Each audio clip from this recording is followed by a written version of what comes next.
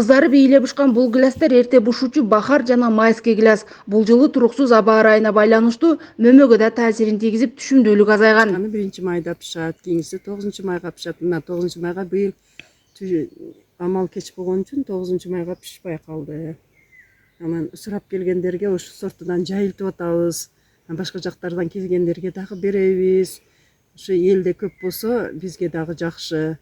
Фуралар келет. Ушул Нөгөрдөн айылда ушундай гүластар бар экен деп башка жактардан, алыс жактардан да келишип атат, ошолорго беребиз. Шагдан эле улап алышат, улаш оңой.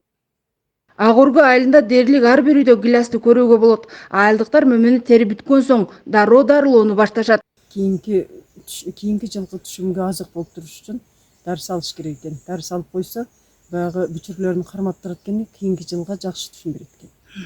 Ошону билдик. Анан февралдан дары салып баштайбыз. Азыр эми ошо курт кумурскаларга дары чачабыз. 2 жолу чачтык.